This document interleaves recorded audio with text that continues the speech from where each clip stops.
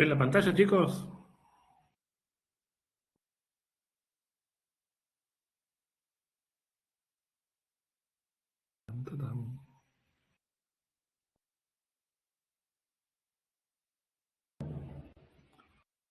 ¿Están viendo la pantalla?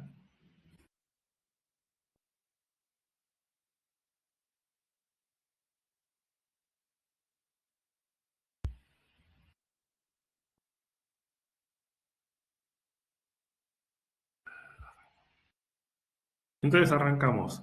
Esta es la parte más vinculada al módulo de ética de esta materia. La vamos a dar con Sole Gómez, que es mi jefa. Cuando uno habla de ética, en realidad nosotros vamos a hablar siempre de ética vinculada a tecnología. Pero siempre es interesante ver, digamos, qué se entiende por ética, digamos.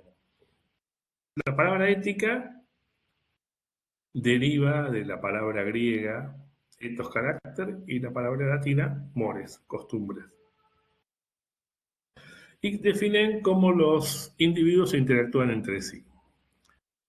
Me gustó una definición que leí de Emilio Lledó, que es esta que dice que la ética adquiere todo su sentido a través de los vínculos de la familiaridad y la amistad, y más allá del bien individual, el bien colectivo.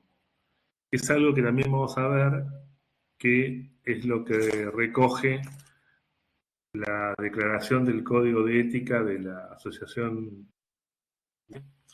Internacional de Programadores. Esta definición, dada desde un filósofo que se dedica a la ética, es muy parecida a lo que vamos a terminar viendo que se pone como código de ética. Por otro lado, la palabra ética, la ética de la tecnología es un área interdisciplinaria, es un área grande donde hay aspectos morales, éticos, hay definiciones múltiples de este tema. A mí, en la medida que fuimos dando la materia en distintos años, uno se da cuenta que a veces es bueno, digamos, definir distintos tipos de ética que uno aplica, porque a veces uno tiende a aplicarla y muchas veces los informáticos nos gusta meter las cosas en casilleros, entonces vamos a dar un pequeño resumen de este tema. En ética para tecnólogos tenemos unas diferencias entre la ética descriptiva, que es el análisis empírico, telemetría de las prácticas y costumbres reales en la industria del software, o sea, es algo que describe, a lo que es la ética normativa, que se establecen criterios de corrección moral, establecimiento de principios, normas, estándares, criterios de justicia y demás. La descriptiva es más bien lo que se debe hacer y la normativa impone como restricciones, marcos. Cuando ustedes, cuando hablemos de que tiene que cumplirse un marco normativo y que es mandatorio y que hay una norma de compliance o hay algún checklist obligatorio, estamos hablando de ética normativa. Digamos. Y en el caso de la informática, por los usos habituales, tenemos también lo que se llama el sesgo de la praxis real, que es la priorización corporativa de la velocidad sobre la seguridad. En general esto se dice como move fast, muévete rápido y rompe cosas. O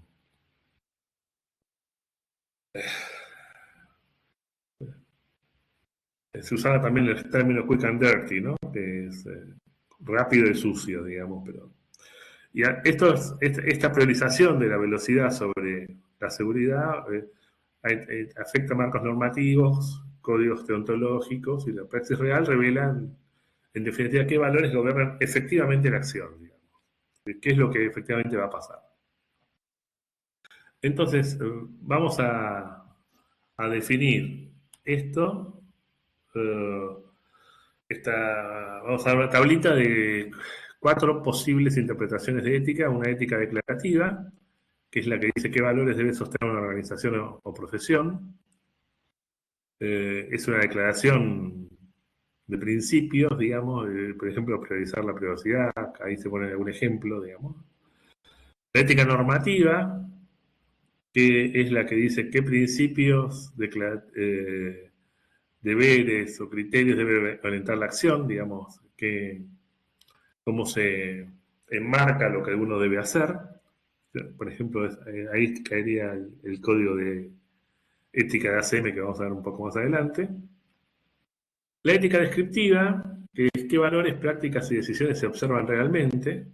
O sea, la empresa mide, por ejemplo, si la empresa mide el éxito por velocidad de despliegue y crecimiento de usuarios o cosas, o a veces valores, o mide eso por universo de usuarios abarcado, satisfacción del usuario u otros tipos de medidas. Y la práctica efectiva es que se hace concretamente bajo presión organizacional.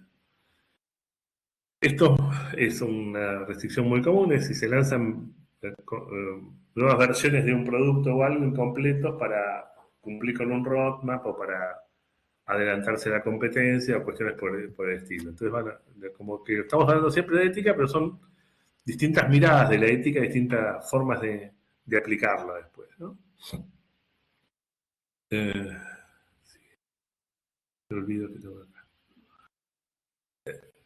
Esta cuestión de ¿qué es lo que es interesante de ética en tecnología o por qué me dedico a enseñar esto? Básicamente el tema de los riesgos en la tecnología existieron desde siempre, digamos. La ACM tenía unas revistas antes de que nacieran los padres de ustedes, ni siquiera ustedes, que era el foro de riesgos del público en Computers and Related Systems, o sea, Risk Digest. Y salían todos los números, distintos riesgos que tenían fallas en los sistemas computarizados, con fallas que tenían que ver con sistemas de misiles, con sistemas de eh, pilotaje de aviones, con sistemas de distintas cuestiones que iban saliendo riesgos que afectaban a la integridad pública, digamos, ¿no? No solo riesgos de que el sistema diera un error, sino riesgos que efectivamente algo se afectara a alguien o se afectara a algo que a su vez afectaba a alguien, digamos. Casi todo esto tenía que ver con riesgos que afectaban a gente, digamos. Fíjense que la Communications del ACM, la revista más difundida, que es la que se difunde mensualmente en la asociación ACM, Inside Risk empezó en 1990, digamos, que ya ahí empezó a ponderarse. Y después, nada, pues vamos a ver que en la parte de ética, introducir un foro de ética dentro de los foros anterior, acá, en los congresos de ACM, los foros de ACM de enseñanza de la computación, también es bastante reciente la introducción de los temas de ética. Van a ver que es algo que, si bien existía, no estaba presente en las currículas. Una cosa que es interesante, que fue lo que también me motivó más para este tema, es la Asociación Civil, la Asociación de Derechos Civiles de Europa, artículo 19, nos contactó en 2016 porque estaba haciendo un proyecto buscando socios en nuestro país. Nos asociamos con la Asociación de los Derechos Civiles, la ADC de Argentina y nosotros. Y la motivación para sumarnos era mostrarnos un documental que se hizo en 2016 de una red de derechos, digamos. Básicamente la discusión era cómo explorar protocolos de Internet, las normas que rigen cómo funcionan todos los estándares, eh, cómo influye esto en los derechos humanos, especialmente la libertad de expresión, privacidad y reunión. Esto, fíjense que la motivación era muy interesante, porque pasaban el video, mostraban un aula de unas 20 personas que eran hombres, ingenieros, anglosajones, que hablaban inglés, bueno, que cumplían con que eran de religión protestante, que tenían buen pasar económico, y que esa gente en realidad era la que definía las reglas con las cuales iba a funcionar Internet para los individuos del planeta. Hombres, mujeres, distintas razas, credos, religiones, culturas y demás. Digamos. Entonces ahí surgió el tema de si esas cosas que estaban haciendo tenían o no efectivamente en cuenta los distintos matices, las distintas miradas de género, si tenían en cuenta las distintas lenguas, porque también lo que uno expresa tiene que ver con la lengua y la cultura de la cual parte, ¿no? Bueno, a mí me resultó interesante y nos sumamos a este proyecto. Básicamente que la comunidad técnica conozca que el diseño de estándares y protocolos no es éticamente neutral y que decisiones técnicas pueden tener implicaciones significativas en derechos humanos. Eh, Siempre estamos hablando de este tema y lo estamos pensando en un formato universal. Ustedes piensen que cuando se piensa esto, se piensa en cómo la gente utiliza la Internet, no solo en nuestra región, sino en países africanos, asiáticos.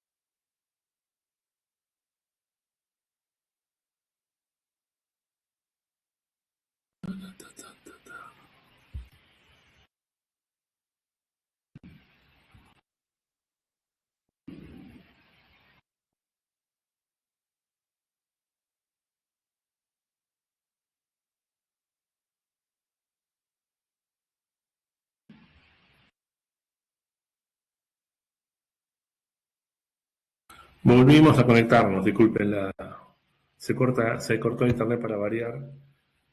Acá estamos. A ver si se escucha. Sí, se escucha. Perfecto. Seguimos con esto.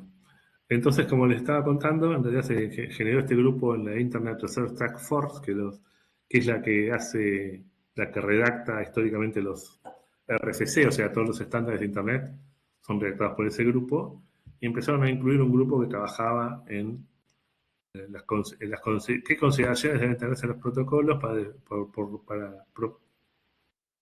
para proteger derechos humanos, básicamente. Entonces, ese grupo, digamos, empezó a trabajar y tomó como marco la Declaración Universal de Derechos Humanos de Naciones Unidas, el Pacto Internacional de los Derechos Civiles y Políticos, y empezó a generar documentos. Fíjense que el tema de derechos humanos en Internet es algo que también es relativamente reciente, o sea, la resolución de derechos humanos en Internet, las Naciones Unidas lo tomó el 2021. Eh, y adoptó una resolución para promoción, protección y disfrute de los derechos humanos en Internet. Porque en muchos lugares las mujeres no tienen acceso, las minorías no tienen acceso, el uso es muy controlado, hay toda una persecución de quienes pueden usar Internet y para qué fines, bueno. Y la resolución enfatiza que los mismos derechos de las personas tienen fuera de línea deben ser protegidos en línea, como ser la privacidad, eh, protocolos, o sea, los cierres de Internet, cuando cierran Internet, hay un montón de hay varias iniciativas, digamos, que tienen que ver cómo puedes conectarte más allá de Internet o de una red propietaria que provee el gobierno, censura, neutralidad en la red, cifrado y demás. Digamos. Esto, a su vez, bueno, como les estaba contando, era lo que les pongo los links de Article 19 y estos grupos de trabajo del Internet Research Task Force para que los puedan seguir, digamos, porque ya me parecen interesantes. El IETF sacó una, un protocolo, tipo un RFC, de cómo cuidar los derechos humanos en los distintos grupos que trabajan, los distintos temas que trabaja, pero también fíjense que es bastante reciente, 2022. Y después lo que quería era para que no parezca, para que tengan una hilvanado, digamos, lo que venimos viendo de las clases anteriores, hablamos de ciberseguridad, hablamos de la ciberseguridad, la atamos a la privacidad, la atamos a distintas cuestiones, tanto tecnológicas, pero también que tienen que ver con cuestiones de privacidad de datos aunque normativa. Entonces lo que queríamos es hacer una especie de puente entre los temas, digamos, ¿no? Entonces lo que tenemos acá es que, bueno, ¿cómo sería la conexión, digamos? Y la idea que vamos a introducir hoy, la clase de hoy, está destinada más que nada a hablar de temas de ética en juegos. Elegí juegos porque después de hablar con alumnos y alumnas de años anteriores, uno veía que los temas abstractos son interesantes, pero en general cuando pasás a dar ejemplos del tema juegos, es como que la gente se siente más involucrada porque todos tienen experiencia o hay distintos usos, ya sea directos o indirectos del tema juegos, y entonces se entiende más a fondo cada concepto que uno vuelca. Entonces empezamos la primera clase hablando de juegos y después iremos generalizando. Digamos. Y en el diseño de juegos hay diseño persuasivo, datos, inteligencia artificial y bueno, todo eso, cómo afecta a la ética, digamos. Bueno, la idea es, como ven acá la pregunta de transición, es cómo pasamos de evitar incidentes a diseñar tecnologías que respeten a las personas. Ese es un poco el puente que estaríamos estableciendo el día de hoy. Como que la seguridad técnica es necesaria, pero no agota la responsabilidad profesional. Cuando hablamos de ciberseguridad, vimos que estaba el tema ético muy pegadito y está el tema ética también muy pegadito a estos temas, sobre todo al tema de privacidad. Digamos que en seguridad tenemos la pregunta: ¿qué activo se compromete? ¿Qué vulnerabilidad se explota? ¿Qué control reduce el riesgo? Mientras que en privacidad es qué datos se colectan, quién accede, cuál es la finalidad, cuánto tiempo van a estar disponibles. Y la pregunta ética es: ¿a quién beneficia o perjudica el diseño? ¿Qué daño puede producir, aunque sea legal, digamos? Aunque parece legítimo, si ese uso es un uso que puede afectar a alguien, digamos. Un sistema puede ser seguro o seguro técnicamente y aún así ser problemático. Eso es lo que vamos a tratar de mostrarles en esta clase. Porque la ética, digamos, amplía la mirada, no limita brechas, ya lo que sea malware no limita ataques, digamos, básicamente. Puede estar técnicamente protegido con autenticación correcta, cifrado de datos, backups y monitoreo, control de acceso básico, pero puede ser éticamente cuestionable, como colectar datos excesivos, más allá de lo que es estrictamente necesario para lo que se provee un sistema, inducir un gasto compulsivo, dificultar o impedir cancelaciones cuando el usuario quiere retirarse, que no se le complique la situación, Y usar presión temporal o recompensas variables. O sea, en los temas de tiempo, hay distintas cuestiones ahí, scrolling infinito, cosas por el estilo. Y la pregunta acá es, ¿un estéreo puede ser seguro desde lo técnico y dañino desde lo social? Sería para debatir si hubiera un margen, pero me parece que está bastante claro que puede ser seguro desde la parte de vulnerabilidad desde software y dañino desde el punto de vista de que eh, no respete digamos, a la persona y trate de inducirla a gastos excesivos o cosas por el estilo. Eso es muy común hoy en día. Eh, bueno, ¿cómo se protege un juego moderno? No se protege solo una cuenta. También hay que proteger el tiempo, el dinero, la identidad, los vínculos y el bienestar de la persona. Y fíjense que ahí tenemos activos técnicos como la cuenta del usuario, las credenciales y múltiple factor de autenticación, medios de pago, el inventario digital, el historial de compras, datos del dispositivo y tenemos activos personales y sociales como la identidad digital, la privacidad, la reputación, los hábitos de juego, las relaciones con otros jugadores, autonomía de decisión. Acá, digamos, tenemos que la tríada de confidencialidad, integridad y autenticación sigue siendo útil, pero eh, ahora estamos sumando autonomía, equidad como palabra importante, transparencia como palabra importante y bienestar como palabra importante, concepto importante, mejor dicho.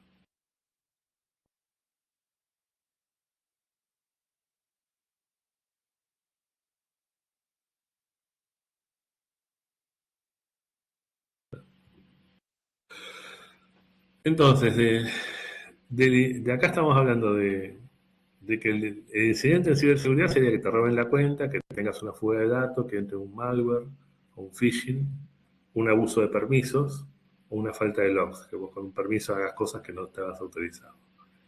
Si lo miras desde la ética, está la manipulación de la conducta del jugador, un perfilado excesivo, como para te perfilan excesivamente no solo para el propio juego, sino para vender tu perfilado a otras empresas, el tema del diseño adictivo, las microtransacciones engañosas, la explotación de menores y la falta de transparencia en general.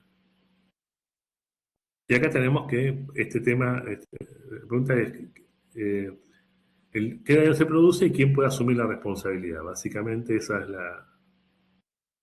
lo que, lo que preocupa, lo que nos debe preocupar desde el punto de vista ético. Entonces los videojuegos, uno puede empezar los videojuegos como un laboratorio ético.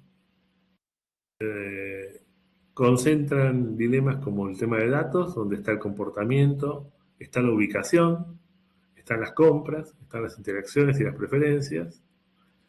Tenemos el tema de la inteligencia artificial y los algoritmos por la parte de personalización, bots, controles de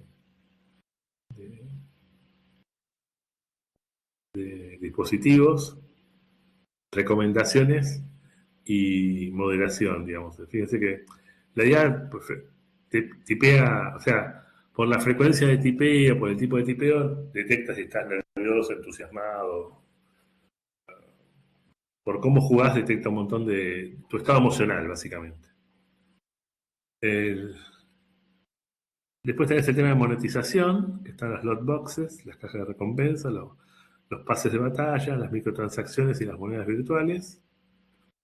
Y está el último punto, que es el diseño persuasivo, que es notificación, expresión temporal, recompensas variables y el tema de permanencia. Y la pregunta central acá es cuando un juego deja de motivar y empieza a manipular, que es la parte de donde ya empieza a ser nocivo, digamos. Y acá empezamos a ya hablar del tema de videojuegos en sí, digamos. Estamos yendo más al hueso de la clase de hoy. Tendencias en videojuegos. En realidad no busqué datos más nuevos porque estos datos ya son bastante impresionantes. Digamos. En 2024 3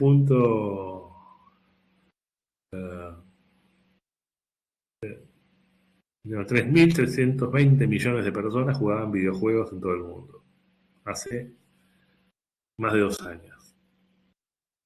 Y eso es una curva que va creciendo. En algunos países crece en forma lineal, pero en algunos lugares puede llegar a crecer en forma exponencial dependiendo del juego. Asia es el continente con mayor cantidad de usuarios que juegan. Los juegos más populares eran, todavía están más o menos, Fortnite, Call of Duty, Warzone, Counter-Strike. En Latinoamérica, hace un par de años ya había más de 330 millones de jugadores. Y acá algunos juegos populares, el Free Fire, Roblox, Call of Duty, bueno, son muy populares en Brasil, Argentina y México.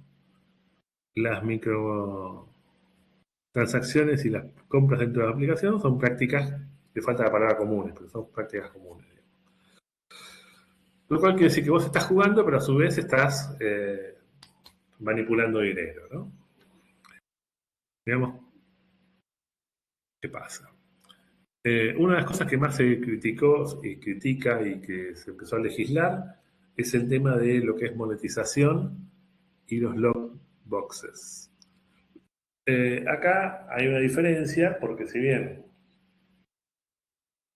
en inglés los games de jugar y los games de apostar son parecidos, en inglés después pasas a gamble, pero digamos acá queremos diferenciar que acá estás jugando y cuando empieza a predominar todo el tema de la monetización empieza a ser más un juego de apuestas que un juego de otro tipo, un juego de destreza o de estrategia que se plantean, ¿no? Entonces las lootboxes son cajas virtuales que contienen recompensas aleatorias como skins, ítems raros o mejoras de jugabilidad. Y aunque pueden ser adquiridos con monedas de juego o dinero real, la naturaleza aleatoria de las lootboxes ha generado dificultades sobre su similitud con el juego de azar. ¿Eso en castellano qué quiere decir? Una lootbox es un cofre. Que la gente sabe que dentro de los cofres puede encontrar estos skins, mejoras en la jugabilidad, mejores armas, cosas que te den ventajas en el juego. Que tenés que comprar con dinero, con monedas, con dinero real o con monedas del juego. Siempre el tema de comprar una caja cerrada y ver qué pasa, no es una compra, es una apuesta, porque vos estás apostando que ahí adentro hay algo positivo. Entonces, la medida que vos te van tentando con este tipo de lootboxes, te están llevando a un mundo más de apuestas que de juego. Y por otro lado, el tema de mezclar monedas del juego con dinero real tiende a dos cuestiones. Por ejemplo, que uno use monedas de juego tiende a, sería la palabra, idealizar lo que es el dinero y que uno no esté pensando que es dinero. No, estoy usando las monedas del juego tal o cual. Entonces uno piensa que no es dinero, pero en definitiva es dinero que uno las tuvo que comprar o que uno las canjea por dinero. Entonces es una forma de inducir que uno empiece a apostar sin pensar que está poniendo dinero y termina poniendo dinero. Ya el año pasado teníamos que países como China, Australia, las lootboxes fueron reguladas debido a preocupaciones por la adicción y el impacto en los menores. Esto solo ha ido creciendo. Ahora en Europa también está pasando esto, de que están siendo reguladas y están siendo más que reguladas, están siendo prohibidas, canceladas directamente. Fíjense que la evolución del tema en 2025-2026, la Unión Europea, siguiendo a Bélgica, que fue el que empezó, y Países Bajos, aprobaron directrices el año pasado que cualquier juego con lootboxes incluya una etiqueta de contenido de juego de azar de forma obligatoria. Esto, digamos, que parece, digamos, esto ya, para que cambie la idea de que es un juego inocente para pasar a un juego de azar, digamos, que tome conciencia tanto el que juega como la familia. Igual después fueron subiendo las apuestas en estas restricciones. China, acá también los desarrolladores deben publicar las probabilidades de obtención, o sea, para que vos sepas que cuando compras una lootbox, cuáles son las probabilidades de que realmente mejor consigas lo que vos querés y cuáles son las que no. Tiene un límite de gasto diario para prevenir el tema de adicciones, porque la gente con adicciones tiende a jugar sin límite y por cantidad de horas y de dinero. Y en China está prohibido usar mecanismos de inducción al gasto, ya sean como bonos por inicio de sesión diario o vinculados a compras. Y en el Reino Unido, aunque inicialmente se resistieron a prohibir las lockboxes, implementaron un sistema de verificación de edad estricta, donde los menores de 18 tienen bloqueado el acceso a las funciones de compra de cajas aleatorias por defecto. El tema Reino Unido fue el primero que puso una normativa respecto de una normativa técnica respecto de restricciones que tienen ciertos sistemas que se entienden como controles de edad del que está accediendo al sistema. Estos controles de edad pueden ser de distintos tipos. Muchos son biométricos, detectando, o sea, algunos son, sí, los biométricos en función de la cara, el gesto, trata de determinar la edad del usuario. Y detecta que la cara esté viva, digamos, que no pongan una foto, sino que es la cara que está jugando y que siga a esa persona que está manejando el tema. Y también puede ser, si no, a través de que tenga que entrar otras cosas como cuenta bancaria de la misma persona, algunos piden el DNI, cruzan la identidad de forma fuerte. Esto, bueno, digamos, hoy lo vamos a pasar más rápidamente, pero el tema de verificación de edad es un tema que está creciendo y ya ahora pasó a ser un estándar ISO. El estándar ISO es más abierto un poco que lo que estaba en Gran Bretaña, pero sigue teniendo algunos cuestionamientos que se pueden dar, digamos. Eso después si quieren un día repasamos el tema de la ISO de verificación de edad y pros y contras, digamos. Después tenemos un giro hacia la transparencia total, digamos. La industria, viendo que estaba estas preocupaciones y que eso les quitaba universalidad al juego. Ustedes vieron que muchos de ustedes cuando juegan con gente que está en Brasil, Alemania, China, Japón, China más o menos frecuente, Japón sí, Corea, Estados Unidos. Entonces, en realidad, que haya normas que van segmentando por país, a la industria la complica, digamos. Entonces, lo que hacen es tratar de anticiparse a la restricción, a la cancelación de ese servicio, y hacen otros mecanismos de control más claros. Por ejemplo, lootboxes con preview.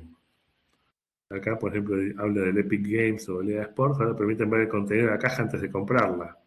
Con lo cual vos estás comprando, ya sabés lo que comprás, ya deja de ser una apuesta para hacer una decisión de compra, digamos.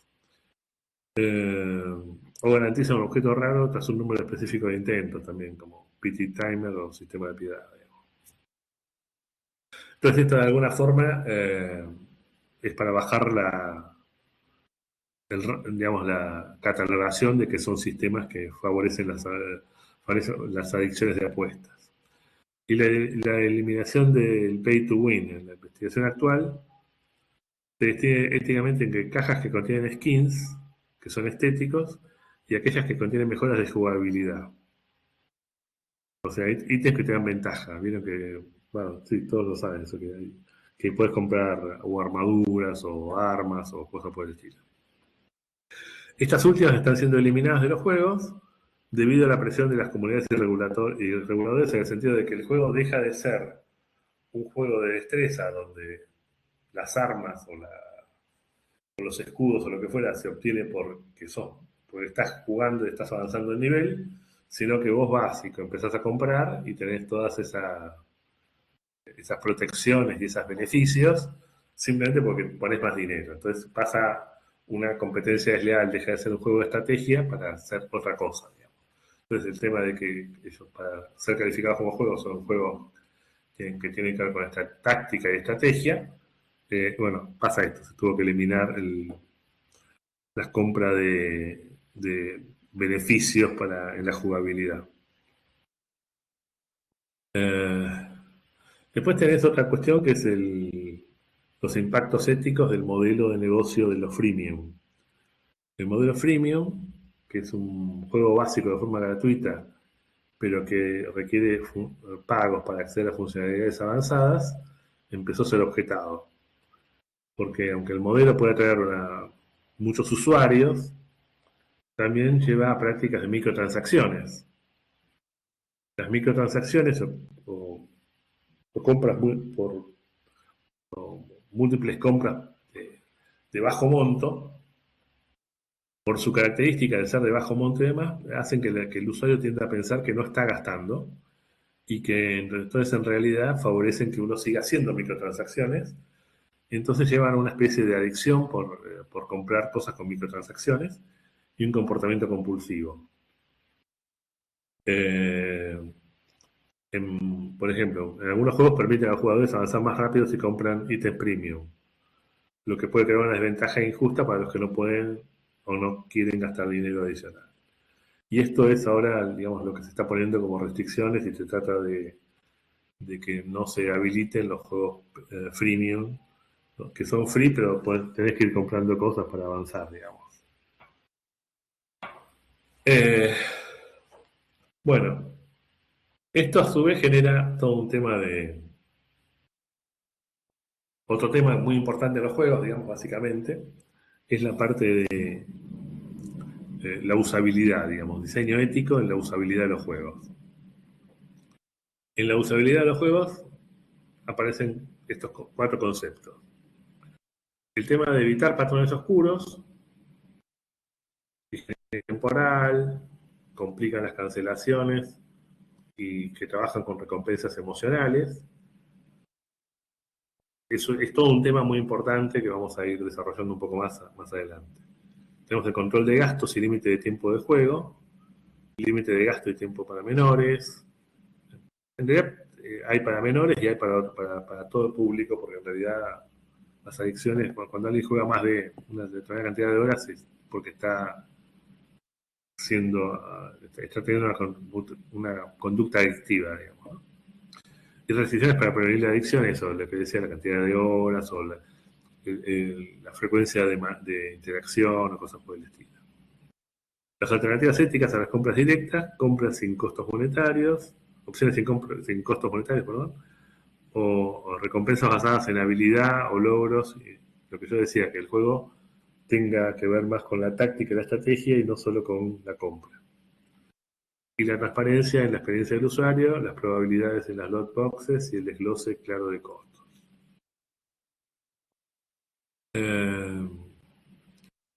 Acá tenemos las preocupaciones en los sistemas, en lo que son los patrones oscuros, que tienen que ver con el diseño directivo. O sea que el debate ya es sobre la psicología del diseño, digamos. El diseño sonoro y visual, dice que se han realizado estudios sobre cómo las luces y el sonido de apertura de las cajas imitan las maquinitas tragamonedas para generar picos de dopamina. Eso claramente está tratando de generarte una adicción, digamos. Monedas virtuales intermedias, usar el uso de gemas, lo que mencioné rápidamente antes, que es el uso de gemas o puntos para comprar cajas.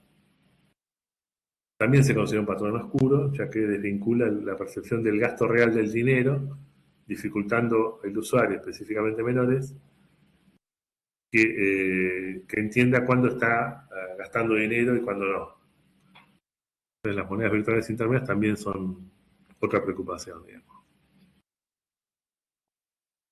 Y acá, perdón, ahí estamos. Yo tenía en algún lado, debería haber tenido, a ver, perdón, acá. ¿Vamos a patrones oscuros? ¿No? Sí, tal vez.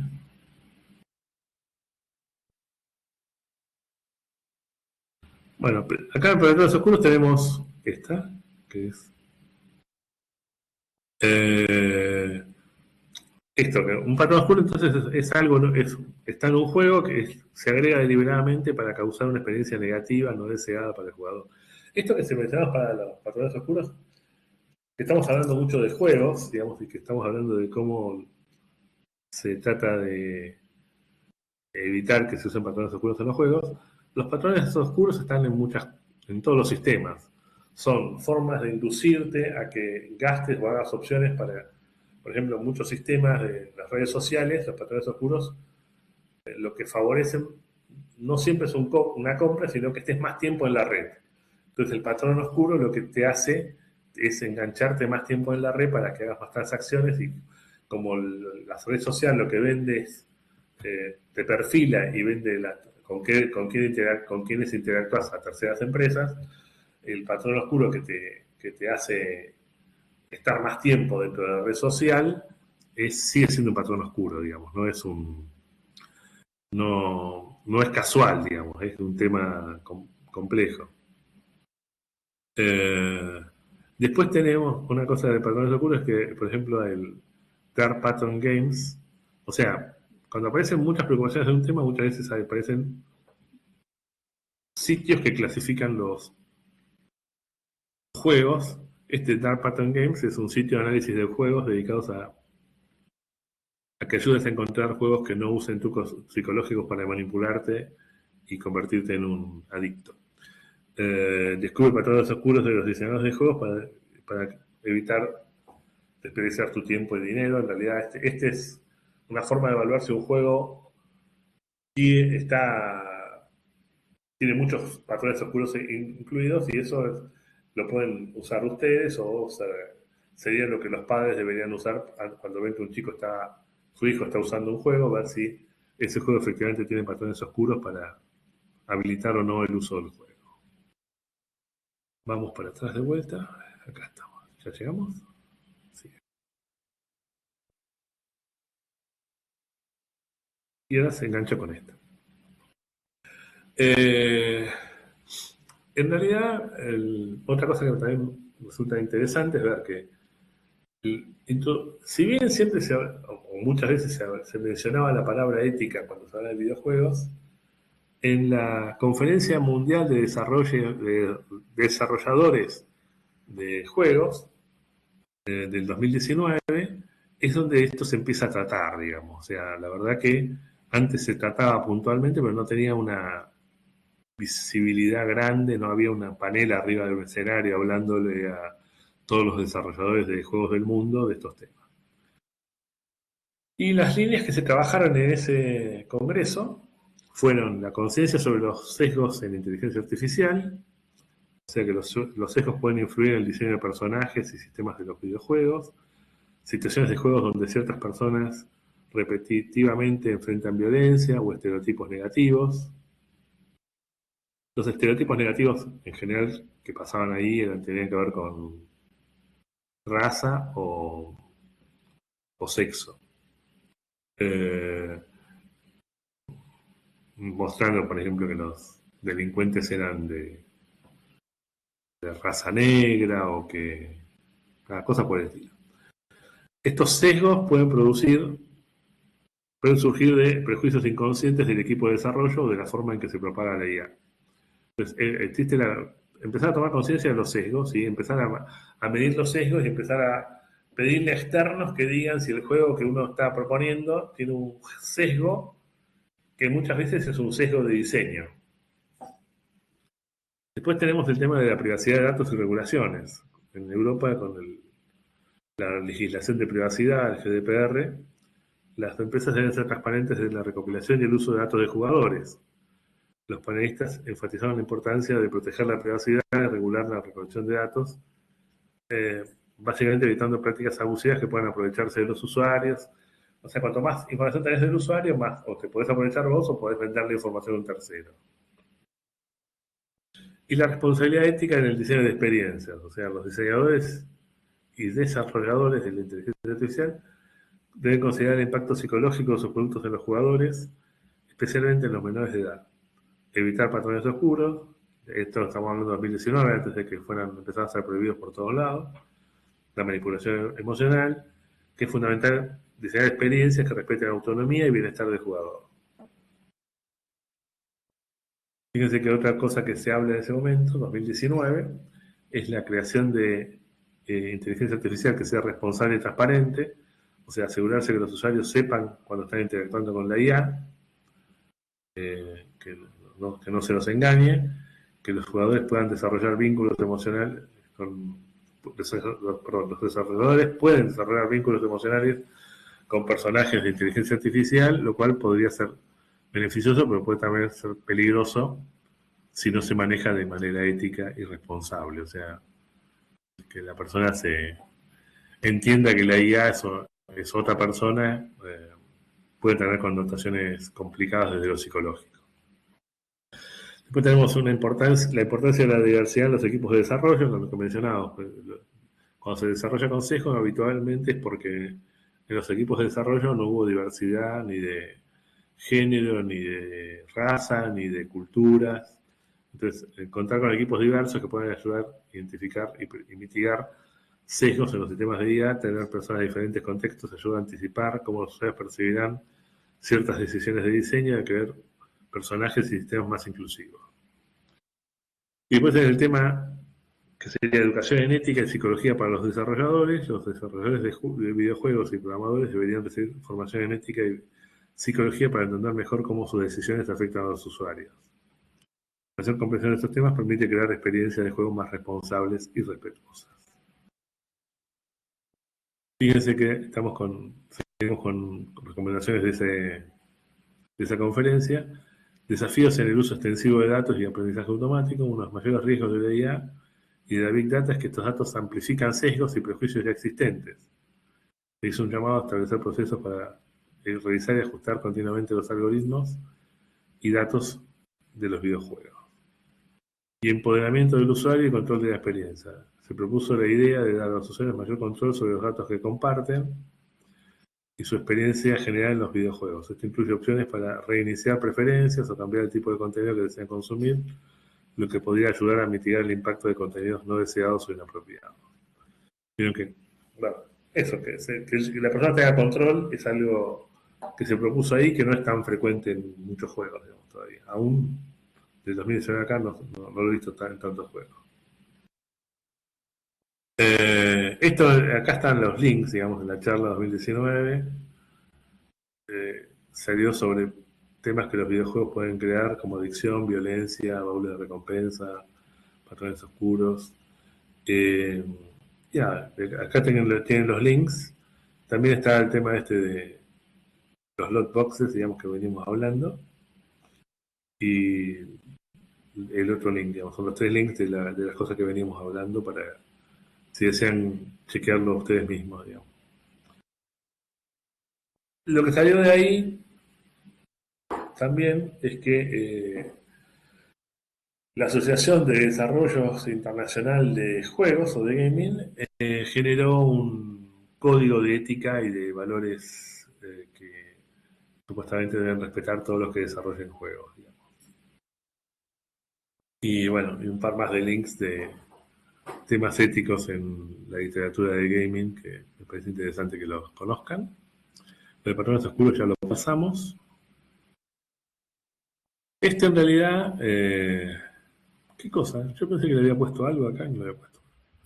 En realidad, ética de juegos es me lo pasó un alumno de un curso anterior, hablando de la inmoralidad del diseño del Diablo Inmortal, que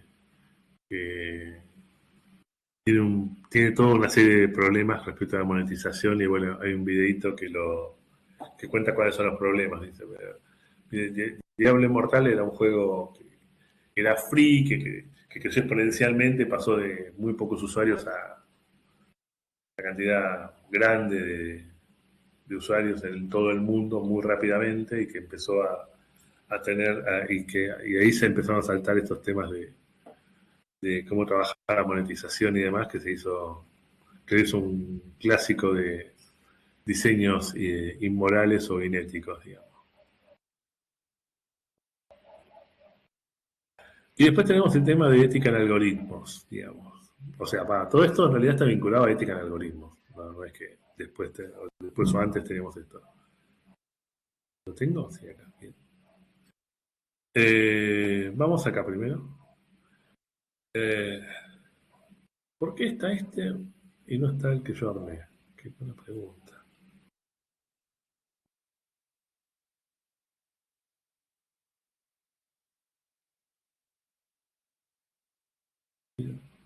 No entiendo nada. Eh, Voy a revisar una cosa, ¿me permiten? Ay, Dios.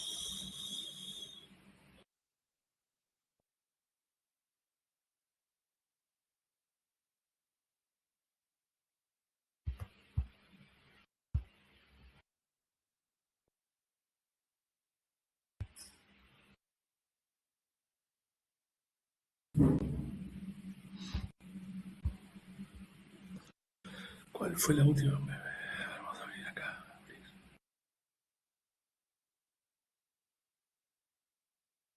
Ah, no es la misma.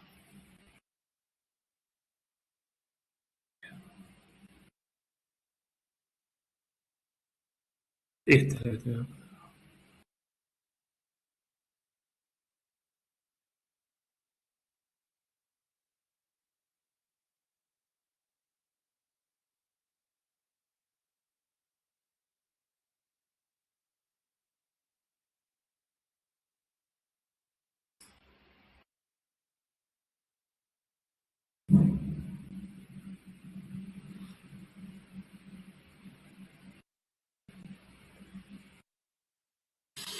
Bueno, en fin. ¿Estamos acá?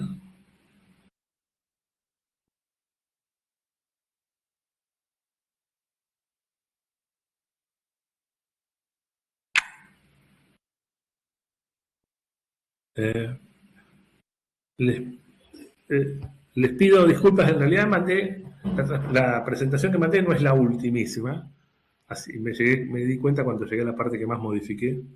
Así que bueno, ahora pasamos a mostrarle la última. ¿Qué va a hacer? Sepan disculpar, pero por lo menos lo rescatamos ahí. A ver, esta no es. Mira, ahora acá.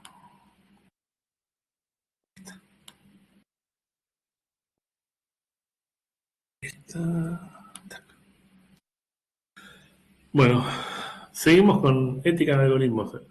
La ética en algoritmos, digamos, si bien siempre se habló de ética en algoritmos y distintas cuestiones, un clásico fundacional para hablar de ética en algoritmos es una publicación de Cathy O'Neill de 2016. Eh, bueno, voy a ver si esto lo...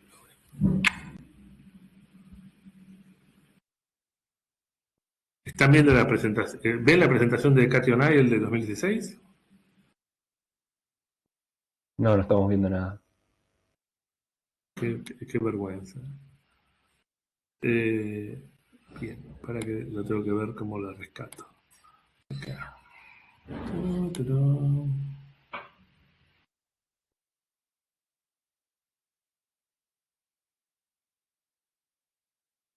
¿Ahora la ven?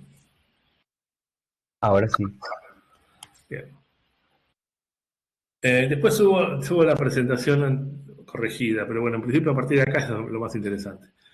En ética de algoritmos, digamos, salió un libro en 2016 de Cathy O'Neill que planteaba casos reales de discriminación. Y el libro tenía un nombre muy sugerente, digamos, Armas de destrucción matemática, y el subtítulo era Cómo el Big Data aumenta la desigualdad y amenaza la democracia. Fíjense que es un libro, un tema así como se podría decir, muy choqueante. Uno lee eso y dice, wow. En realidad, este libro para mí es muy interesante, digamos. Le puse el título del libro en inglés y el link está en archive.org, digamos, el archivo histórico de cosas de Internet, donde se puede descargar el libro, también lo pueden comprar los que les guste comprar libros. Pero básicamente era un libro de casos reales de discriminación que eran choqueantes, digamos. Los casos reales incluían, por ejemplo, eh, el estado de Nueva York para evalúa a los docentes de sus escuelas, de lo que serían las escuelas secundarias, acá los evalúa anualmente y en función de eso los asigna o los reasigna, los asciende y demás. Entonces, ¿qué pasó? En una de sus evaluaciones a un docente lo evaluaron mal, o sea, lo dijeron, era como que tenía que digamos que no servía, digamos, lo descalificaba, la evaluación lo descalificó y lo descalificó 2 años seguidos y el tipo quedó afuera. Él pidió, cuando lo descalificó, que le explicaran por qué. Eh, y los sistemas en aquel entonces tomaban decisiones, pero no explicaban cómo llegaban a las decisiones. Tomaban decisiones, punto. El docente era un muy buen docente que, nada, no era no era digamos, un norteamericano típico, era alguien descendiente de inmigrantes que trabajaba en un barrio periférico y que tenía alumnos también de un barrio no central, entonces sus métodos no eran convencionales, pero sus resultados eran muy buenos, siempre había sido evaluado como muy bueno, siempre que lo evaluaba una persona real que iba a campo. Acá el sistema lo evaluó mal y que el tipo perdió el laburo y tuvo que hacer demandas preguntando por qué lo habían echado y la explicación nunca llegó y lo tuvieron que reincorporar, digamos. También el libro también cuenta casos en cortes de Estados Unidos, en aquel entonces, la, lo que se llama la libertad bajo palabra, digamos, la libertad cuando cumplen buena conducta en la prisión, tienen la posibilidad de pedir libertad bajo palabra. Y era muchísimo más probable que vos te dieran libertad bajo palabra si eras un blanco, si eras un ario inglés, que si eras un negro o un inmigrante. Entonces, y eso era también nuevamente lo hacía directamente un algoritmo, pasaba solo a consideración los casos más relevantes, que solían ser todos casos de arios y nacidos y criados en Estados Unidos. Entonces es como que vos tenías como un montón de casos de discriminación, lo empezó a hablar y empezó a plantear en el libro de las distintas cuestiones las distintas tecnologías que eran perjudiciales y se aplicaban así ciegamente. La primera tecnología que habla es los algoritmos predictivos, usados en sectores como educación, justicia, bueno, en fin, en empleo tiene que ver con el tema de la selección cuando uno pide un trabajo. En general, la selección cuando uno pide un trabajo, eh, como se alimentaba y todavía se alimenta de los datos históricos de los empleados de una cierta institución, tiende a reflejar los sesgos que se venían dando en la institución anteriormente. Entonces, si había menos mujeres representadas, o si había menos inmigrantes representados, o si había, si se privilegiaba gente con determinado nivel de formación, eso quedaba como, lo estabas congelando y iba a pasar a ser el nuevo estándar. Y a partir de ahí, todo lo que vos elegís tiene el mismo sesgo. Entonces, si se presentan una cantidad igualitaria de hombres y mujeres, vos ibas a elegir más de acuerdo a cómo venía la historia de la institución. Si históricamente solo había un 20% de mujeres, en tu selección no iba a haber nunca más de un 20% de mujeres. Entonces con el empleo pasaba eso, y con las finanzas era el tema de a quién le podés prestar, también tenía que ver con profecías autocumplidas de distintos tipos. Después lo podemos ver si quieren, pero bueno, tiene que ver con esos temas. Los modelos de Machine Learning diseñados para analizar grandes volúmenes de datos y tomar decisiones basadas en patrones. Bueno, acá el modelo de Machine Learning tenía que ver con cuál era el modelo utilizado y si el modelo eh, explicaba la decisión tomada.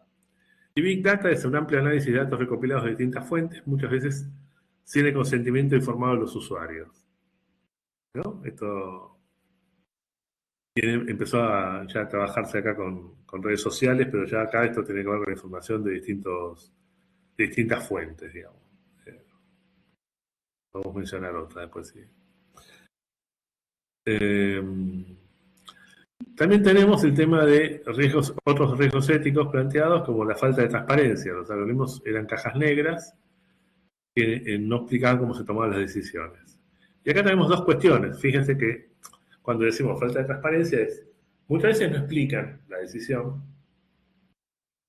Y otra cuestión que se empezó a ver ahí y que después se siguió trabajando y se sigue trabajando todavía tiene que ver con que la explicación que se dé de por qué se llega a una determinada conclusión tiene que ser una explicación en un lenguaje llano que no requiera conocimientos técnicos eh, diferenciales para entenderlo. No puede ser unas cuentas probabilísticas o cosas por el estilo, sino que tiene que ser explicado en un lenguaje más llano.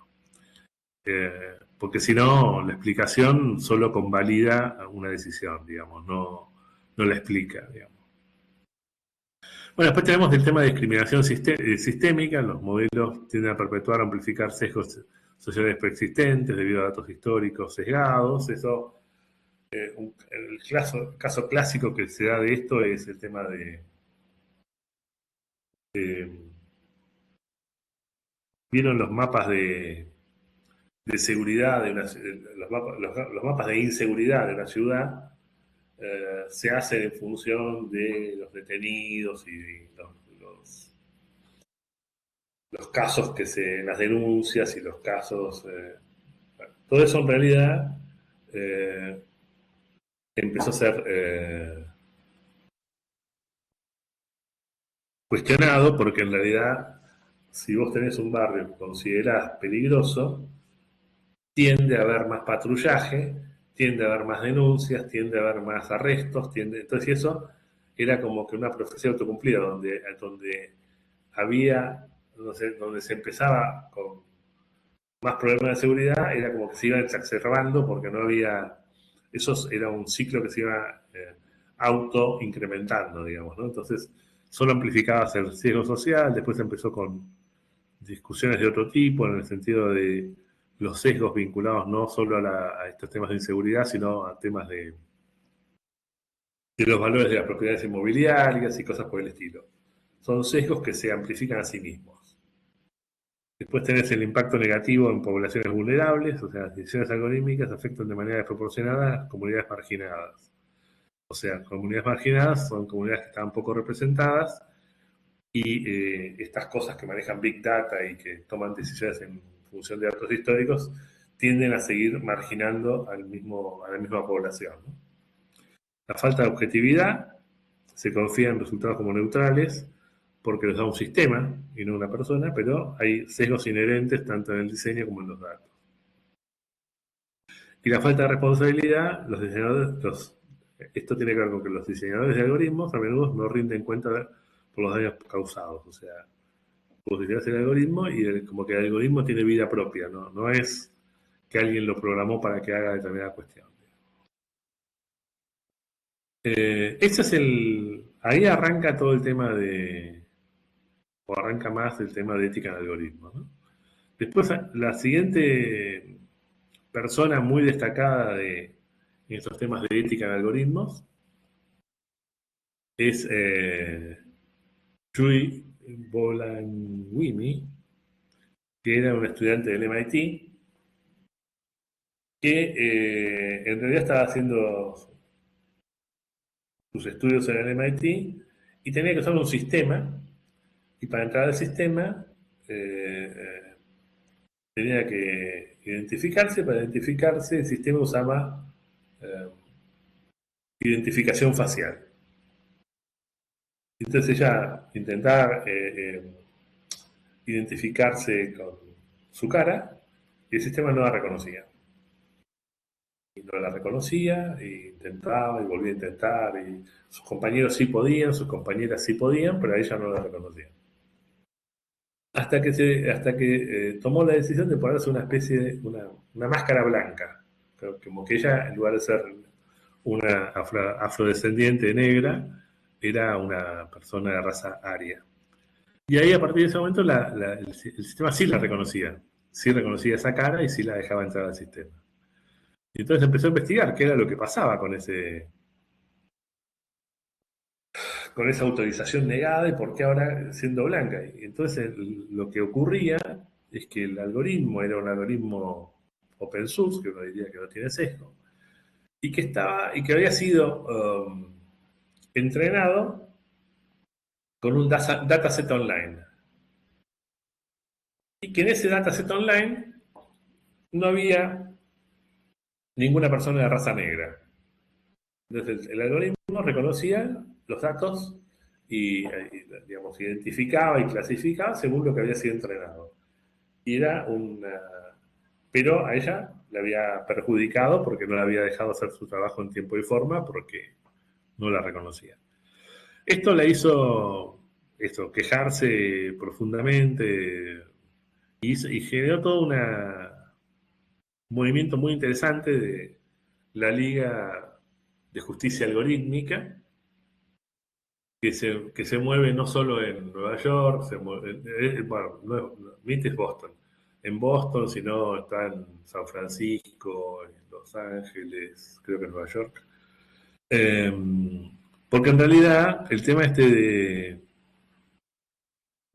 que no la reconociera, que la biometría fallara en el caso de ella, le empezó a preocupar todos los temas de biometría. Y los temas de biometría, cuando uno reconoce gente por su cara, tienen clásicamente, a veces, digamos, tienen características dos cuestiones. Una es, ¿dónde se puede tomar una imagen de una cara y aplicar biometría? O sea, yo estoy transitando por la calle. ¿Es correcto que el Estado aplique biometría y me reconozca por la calle en función de lo que dice que soy yo, me detenga o no me detenga? Eso empezó a ser muy discutido. Y ella fue una de las que desde su liga lo manejó, porque en realidad los algoritmos tienen los falsos positivos. Y entonces un falso positivo quiere decir una persona que no es quien la máquina identifica como esa... la máquina identifica a una persona, pero la persona es otra, digamos. Se equivocó por X motivo, la máquina. Por parecido, por tic, por lo que fuera. Y entonces a esa persona que vos la estás deteniendo, le estás impidiendo hacer una transacción y demás, la estás perjudicando. Y todo eso pasa porque vos tomaste una decisión en función de una imagen que tomaste en un sitio en la cual la persona no te había no dio un consentimiento para que use su cara para la transacción. Usó la cara para una transacción de identidad que el usuario no había habilitado. Entonces, en muchos lugares, como dije, en San Francisco, Los Ángeles, Nueva York y otros, la justicia se ha expedido porque no se puede usar caras, no se puede usar reconocimiento facial en lugares públicos. Y todo eso bastante basado en lo que hizo Joy Bulanwini, y la anterior iba con Katy, digamos, las dos a como argumentar y ganaron las defensas. Y otra cosa interesante que introdujo el concepto de coded gaze, que es mirada codificada, sería la traducción en español, que definió como el poder de moldear las prioridades, preferencias y prejuicios que están integrados en la tecnología. O sea, vos tenés una mirada tu mirada, la forma en la que vos ves las cosas, la escribís, la codificás y la perpetuás, y a partir de ahí tu mirada es lo que domina lo que hace el algoritmo. No tiene una mirada abierta, sino que tiene una mirada que alguien codificó. Bueno, ahí le puse una charla TED de esta chica, tiene bastantes cosas también interesantes. Fíjense que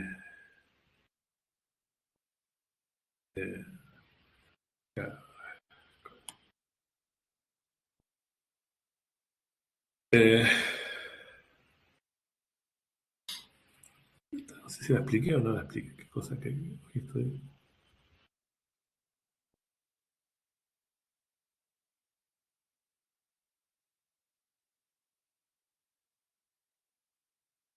Bueno, en la explicación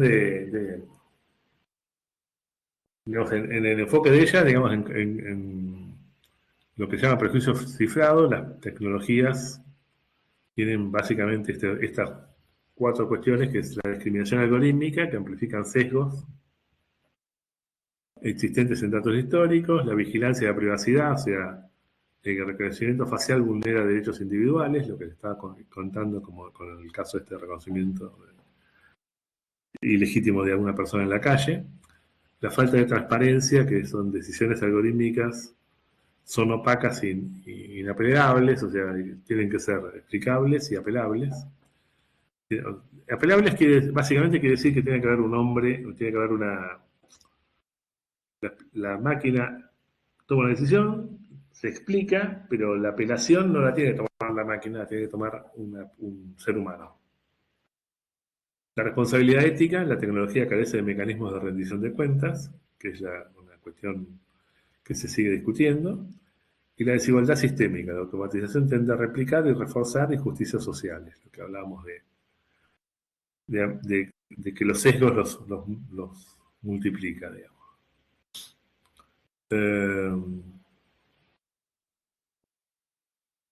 Después le puse un par de links que tienen que ver con la ética del algoritmo de datos y el uso responsable de algoritmos para enfatizar la explicación. Son básicamente, el primero de ellos, el de ética en algoritmos y datos, es como, la idea es que la ética en algoritmos y datos sea parte de los programas de alfabetización digital, esté en las currículas y demás, digamos, fue parte de los motivos por los cuales metimos esta materia en la carrera de ustedes, digamos. Así que, nada, lo pueden tomar como un antecedente o como una motivación. Y fíjense que caemos en esta cosa que yo decía, bueno, Computer Science Ethics Education, o sea, educación en ética para Computer Science, ¿no? Cómo integrarlo en el aula, que hay un video, que hay artículos, que es, por ejemplo, en general en Computer Science siempre se enfatiza el cómo, y en realidad la diferencia cuando vos empezás a pensar desde el punto de vista ética y a quién beneficia algo, empezás a pensar los por qué. Este tema de ver los por qué y no solo los cómo cuando uno está haciendo un desarrollo, es uno de los puntos, digamos, de base cuando uno está trabajando en temas de ética, digamos. Bueno, y después hay algunos materiales que tienen que ver con el razonamiento ético para programadores y ética en datos, digamos. Estos son varios recursos que pueden acceder, digamos. Después tenemos esta lógica que es el sesgo. Cuando uno tiene sesgo algorítmico empiezan a aparecer cómo lo mitigamos, cómo lo detectamos y demás. Y entonces una cosa que apareció y que cada vez se habla bastante es el diseño sensible al valor. O sea, que el diseño que para diseñar determinado sistema también tengamos en cuenta los valores, digamos. Y el problema básicamente de esto es que el problema es el sesgo y que recordemos, tengamos noción clara de que los algoritmos no son neutrales. Pueden amplificar y perpetuar perjuicios sociales.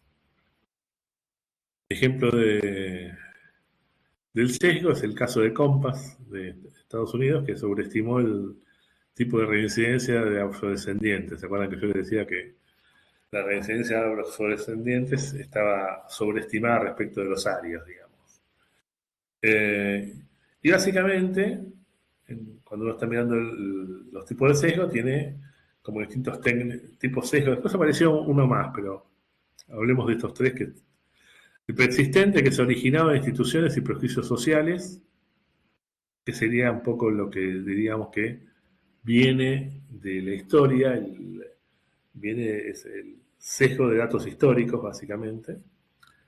El técnico, derivado de limitaciones o decisiones técnicas, que es uno decide trabajar solo con este dataset y no con una dataset más amplia.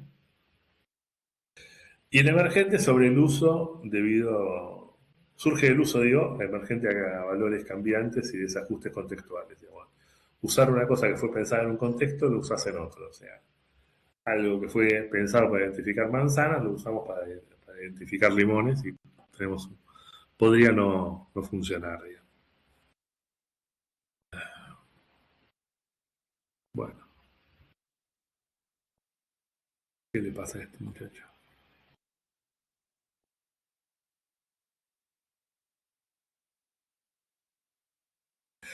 El sesgo algorítmico y enfoque de diseño sensible al valor, o Value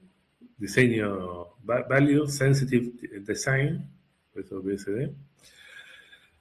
La metodología implica que conceptualmente uno identifica los valores humanos relevantes y los actores afectados. En forma empírica se estudia sobre los valores, cómo son percibidos y priorizados. En la parte técnica se diseñan sistemas para integrar valores como privacidad, equidad y transparencia. Y después tenemos acá esta lógica de fairness, accountability, transparency en Machine Learning, que es en realidad una iniciativa que fomenta el diseño ético en el aprendizaje automático. O sea, que el Machine Learning tenga en cuenta el fairness, la justicia, y la equidad, la accountabilidad, o sea, la explicabilidad y la transparencia para lo que está desarrollándose, digamos, que ofrece un marco para abordar el sesgo y tomar decisiones más justas en los algoritmos. Y el Value Sensitive Design, los objetivos son mitigar los sesgos en sistemas persistentes y crear tecnologías éticas que consideren valores deseados.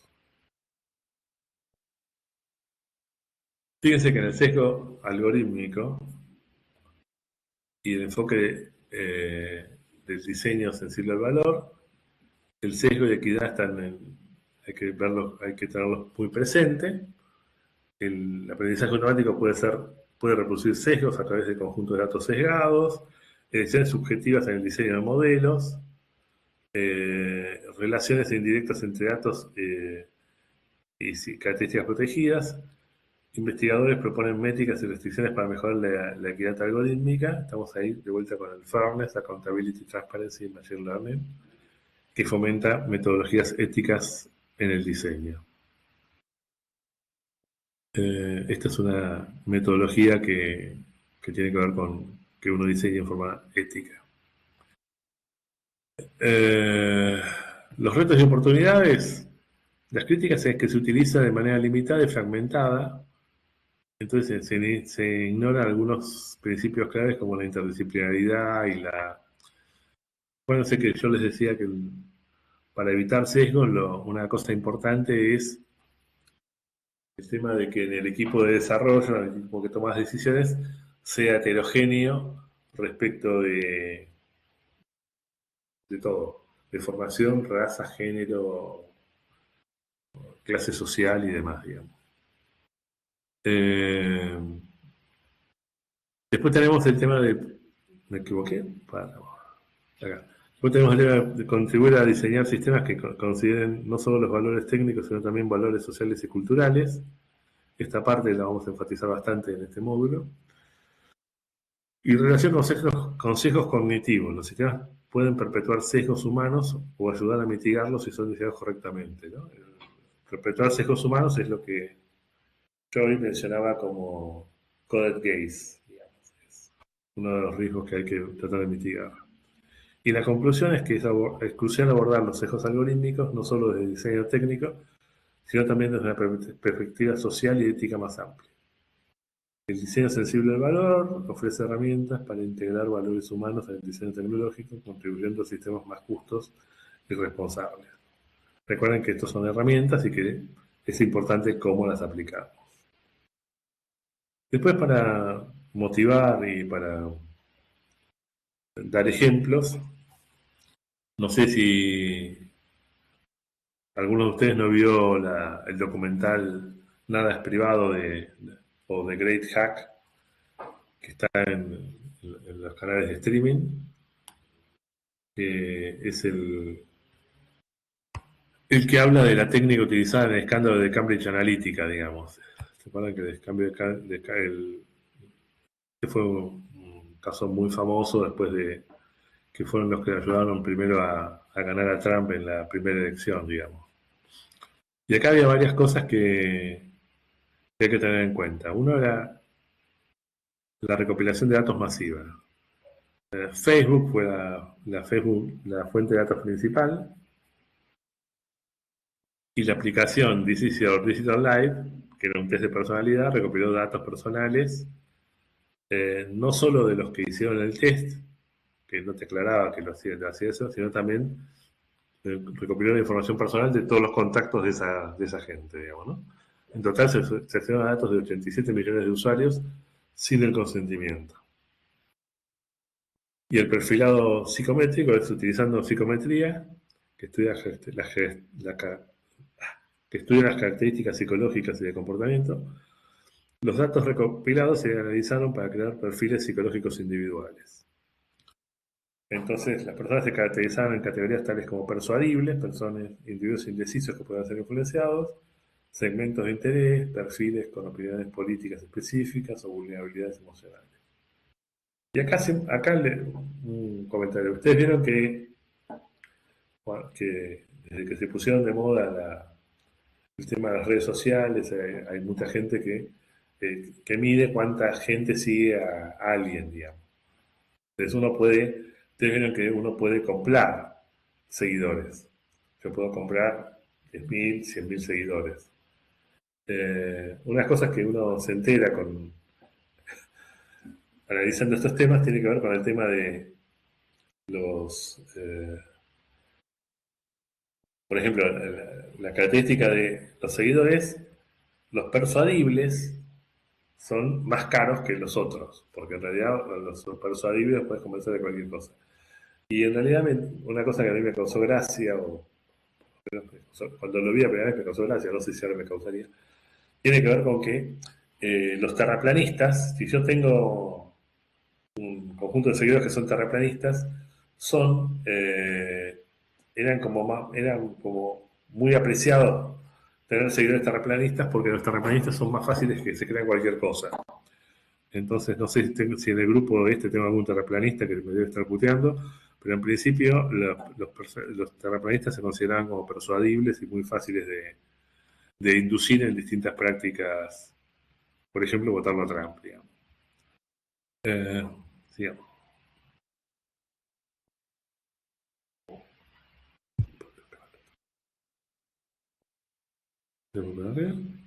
Vamos acá. Y acá, siguiendo con esto, tenemos el tema de Cambridge Analytica trabajaba con microsegmentación y anuncios personalizados. O sea, a partir de los perfiles psicométricos que habíamos mencionado anteriormente, hacía microsegmentación y hacía grupos específicos con comportamientos específicos y se enviaban anuncios altamente personalizados a través de redes sociales, diseñados para manipular su opinión y comportamiento electoral. ¿Esto qué quiere decir? Que un mismo anuncio, por ejemplo, de Trump diciendo que iba a favorecer o a facilitar el uso de armas de fuego, era enviado de distintas formas a los que a los cazadores les mandaba anuncios de gente de que eso iba a permitir que pudieran cazar más ciervos, o osos o lo que fuera. A las señoras mayores que tenían miedo, les decía que usted puede tener una pistola para defenderse de los ladrones que le entren por el jardín. Y así iba personalizando eh, a distintos grupos que tenían distintas características.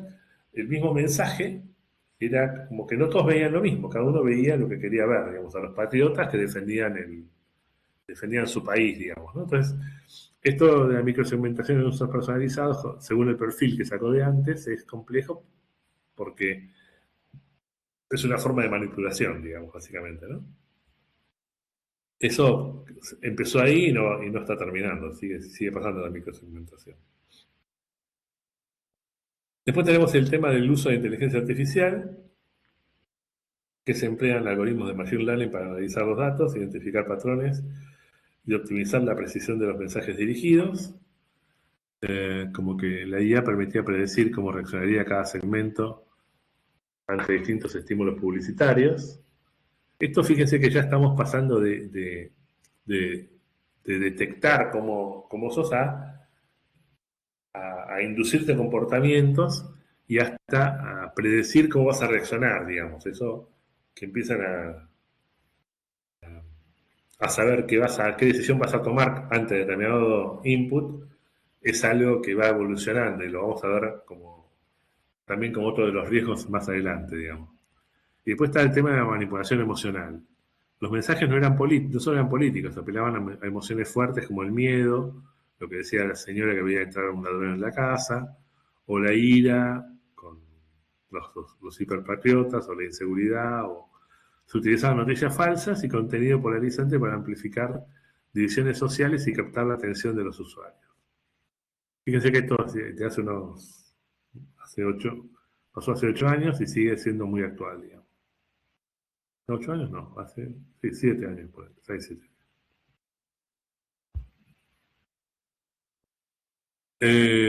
Ese fue uno de los documentales más comentados y también está este otro que también fue muy difundido y que todo el mundo comentaba en su momento, que es el dilema social, The Social Dilemma, el dilema de las redes sociales, que es un documental del 2020. En este tenemos que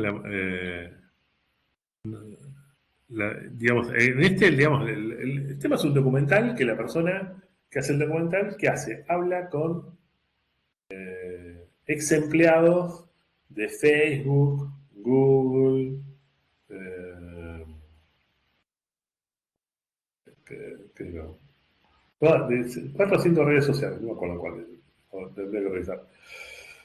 Pero no eran ex empleados cualesquiera, habían sido vicepresidentes, directores de tal cuestión y tal otra. Y ya en este 2020, ya en lo que era muy curioso, es que había direcciones que tenían que ver con el perfilado de la psicología de los usuarios. O sea, que no era una dirección o una vicepresidencia técnica, era una... Si uno se fija o sea, si uno mira el documental y ve los cargos que ejercían las gentes que hablan, uno percibe que había cargos y funciones que uno no se imaginaba que existieran a esa altura, digamos, en un montón de empresas grandes, de plataformas de redes sociales, digamos, ¿no? Bueno, ese sería el marco por el cual a mí me parece muy interesante la data que da este documental. Entonces, lo que dice es que la manipulación de la conducta y la atención, dado que están diseñados con algoritmos adictivos para capturar y retener la atención de los usuarios. Se utilizan técnicas de persuasión basadas en la psicología para manipular el comportamiento y generar dependencia. Ejemplos de diseño de interfaces adictivas, como ser técnicas de scroll infinito, notificaciones push y sistemas de recompensas variables, como los me gusta y comentarios. Están generados para generar dopamina y crear adicción. Acá como comentario al margen le puedo decir que el flaco que trabajaba en Facebook y fue el que como que el que inventó, el que dijo, el que propuso hacernos me gusta, hoy es un lindo millonario y qué sé yo, y fíjense que esta decisión de crear los me gusta no es inocente, porque no es que es me gusta, no me gusta, más o menos, es solo los me gusta. Entonces, en realidad, es lo que se dice que las redes sociales tienden a ser comunidades de iguales. Solo estás con los que ponen me gusta y entonces estás con ese núcleo y a los otros ni siquiera los tenés en cuenta. Entonces, básicamente, estas técnicas de diseño de interfaces adictivas funcionan para hacer las burbujas de usuarios que piensan igual, digamos. Y después tenés ejemplos visuales y sonoros, como por ejemplo el ping de una notificación para activar respuestas emocionales instantáneas, digamos. O sea, la gente no le hace falta ver el celular, pero si escucha el ping de que están llegando mensajes, es como que tiene un pico de dopamina y puede resistir no se sabe cuántos pings, pero en general nunca más de 3, digamos. Y entonces eso te genera una adicción para, no digo que al cohete, pero para ver con qué te quieren comunicar que ni siquiera sabes si es urgente, digamos, ¿no? Otro tema que habla este documental es la explotación de datos personales. Se recopilan grandes volúmenes de datos privados sin el consentimiento del usuario. Los datos se utilizan para predecir y manipular decisiones mostrando contenido personalizado. Se personalizan los feeds de noticias, las sugerencias de amigos, los videos, las publicaciones, para mantenerte más tiempo en la plataforma. Lo que yo decía, tu tiempo en la plataforma, a la plataforma le rinde, porque con eso tiene material para interactuar con otras plataformas, digamos. Y perfilan a cada usuario y predicen sus comportamientos, preferencias y vulnerabilidades emocionales. O sea, vos fíjate que cuando vos estás leyendo noticias en cualquiera de las redes sociales, que vos te van pusheando cosas, y las cosas que vos mirás, aunque no le pongas que te gusta o aunque no la compartas, el hecho de mirarla y que tuvo tu atención tanto tiempo en la pantalla ya es un indicador interno para ellos. Después los otros son como refuerzos, y vos ponés que te gusta o lo reenvías a alguien. Entonces, en realidad, digo, ya el tiempo de permanencia en una noticia push, ya para ellos es valioso, ya lo monetarizan ellos. Después tenés el tema de la polarización y la desinformación. Los algoritmos priorizan el contenido que genera más interacción, lo cual puede amplificar noticias falsas, noticias conspirativas y contenido divisivo. O sea, en general tienen más retweets las noticias negativas y las noticias falsas que las noticias reales. Y esto, obviamente, contribuye a la polarización social y afecta a la estabilidad democrática. Después también otra cosa que se trabaja en el Social Dilemma es el tema de la erosión a la privacidad, digamos, la falta de control sobre los datos personales pone en riesgo la privacidad del usuario. Se expone información sensible que puede ser utilizada con fines comerciales o políticos, digamos. El tema de qué lugares accedes, que no solo qué compras, sino si estás mirando remedios para determinada enfermedad o cosas por el estilo, todo eso te va perfilando a vos y va caracterizándote, digamos. Esto además tiene otra cosa que se ha resaltado mucho en los últimos tiempos, que tiene que ver el impacto en la salud mental. O sea, las redes sociales fomentan la comparación constante, lo que puede generar ansiedad, depresión, problemas de autoestima, especialmente en los jóvenes. Las notificaciones y me gusta crean una dependencia a la validación externa. O sea, vos, la gente, los chicos postean algo y si no tienen un me gustas en forma inmediata, es como que se sienten defraudados en qué fallaron, digamos, ¿no? Después tenés la falta de responsabilidad de las grandes tecnológicas. Las empresas priorizan el beneficio económico sobre el bienestar de los usuarios y la sociedad. Falta de regulación y transparencia en cómo funcionan los algoritmos y cómo se manejan los datos. Y el punto 7 es la amenaza a la democracia, porque con todas estas cosas se manipula a la gente y, bueno, manipulas a los votantes y en función de eso puede ganar a alguien que si no estuviera estas herramientas no hubiera ganado. Y esto lo vinculé porque tiene mucha relación con los juicios en Estados Unidos.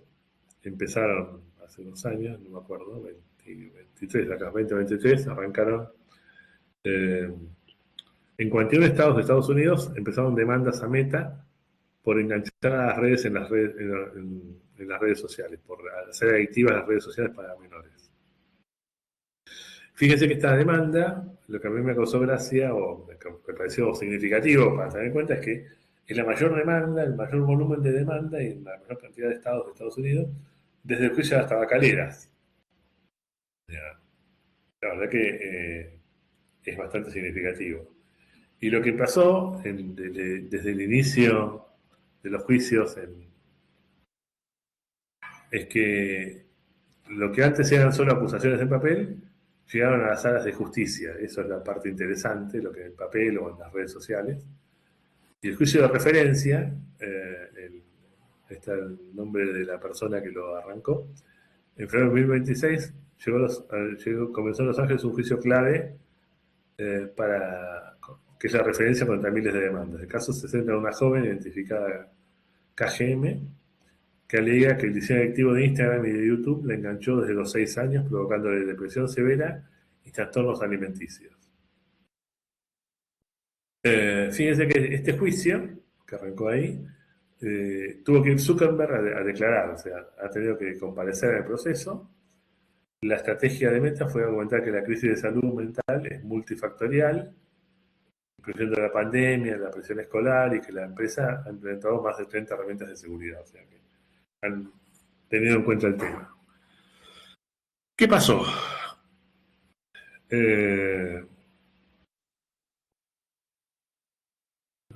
Vamos muy en orden. Históricamente las redes sociales se protegían bajo la sección 230, una ley que dice que las plataformas no son responsables por el contenido que publican de terceros. Sin embargo, los estados han logrado un avance jurídico importante. Hay jueces que están permitiendo que las demandas avancen, no por el contenido, lo que la gente publica, sino por el diseño defectuoso del producto. Entonces se acusa a Meta de crear algoritmos de scroll infinito de notificaciones intermitentes que funcionan como tragamonedas digitales diseñados específicamente para explotar la psicología de los menores.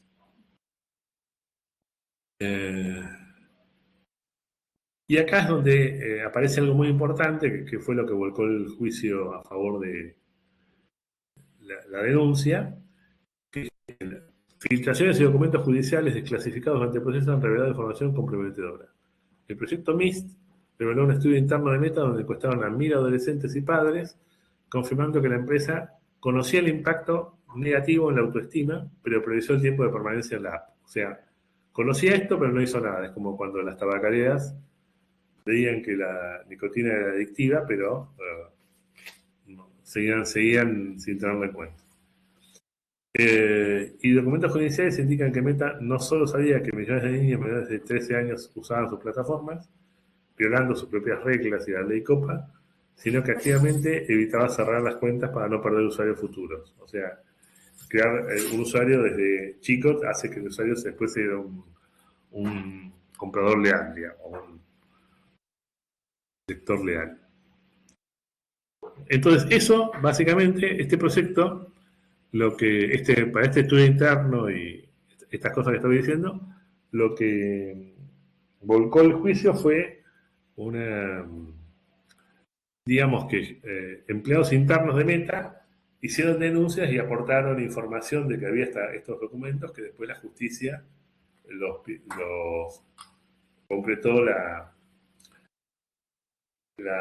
el chequeo de que esa información que decían los ex empleados que denunciaban que Meta sabía que estaba generando adicción, lo generara. Entonces, fíjense que eso estábamos hablando acá de el scroll infinito, identificaciones intermitentes. Ahora, a partir de este fallo, en realidad el Meta lo tiene que desalentar, digamos.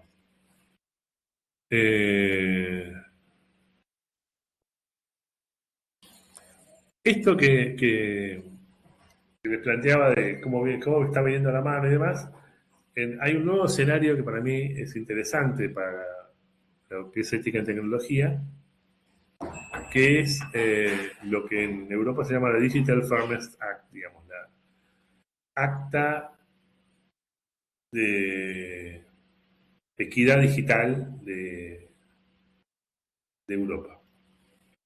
Está subtitulada hacia un diseño tecnológico justo y transparente. Esta acta de justicia digital o de equidad digital tiene que ver con que la ética tiene que estar desde los inicios en los sistemas. Y que no puede ser que un sistema no cumpla con estas normas. Esta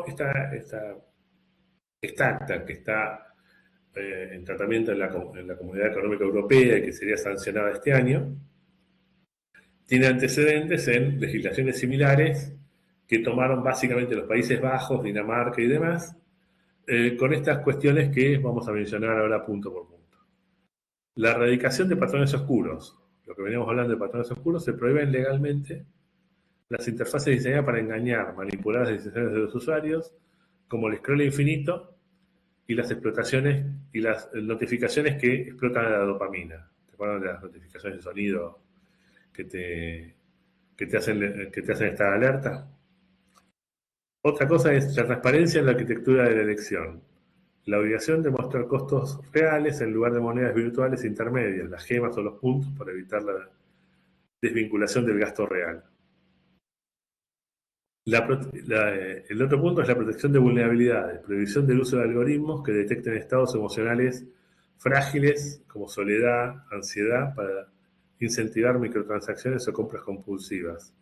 Fíjense que esto, el uso de algoritmos que detecten estados emocionales, es algo que ya está, ya es casi un estándar. O sea, en la legislación europea está prohibido que una empresa monitoree el estado emocional de sus empleados para saber si están alertas, están activos, si están, o sea, cuán presentes y activos y productivos se encuentran utilizando técnicas que detecten estados emocionales.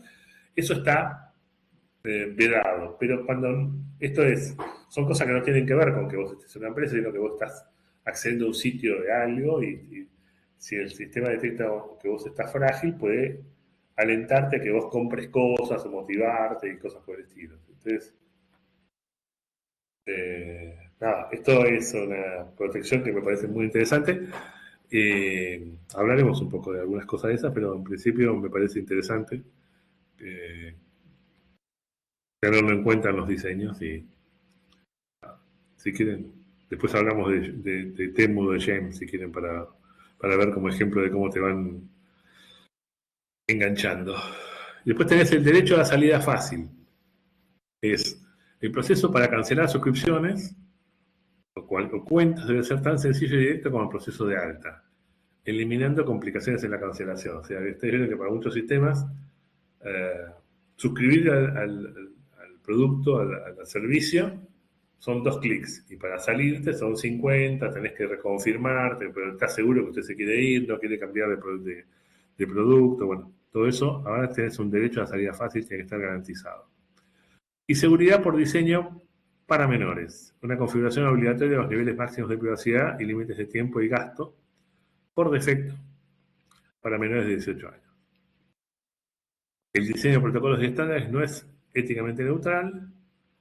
La ley ahora exige que la tecnología respete derechos humanos y la autonomía del usuario desde su concepción. Esto, bueno, este sería el último punto con el que quería cerrar, o sea, cómo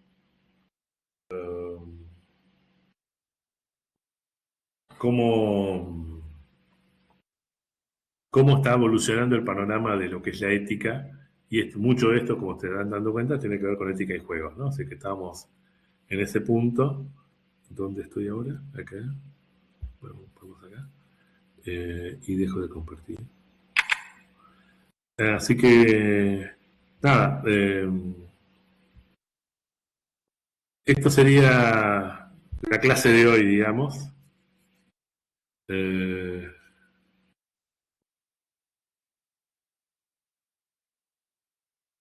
Les quería... esto, hasta acá llegamos, digamos. No sé si tienen alguna duda de lo que estamos viendo hoy. Si el martes va a estar Sole, voy a ver si me puedo conectar un rato. para la práctica, la primera práctica, barra enganche con la segunda.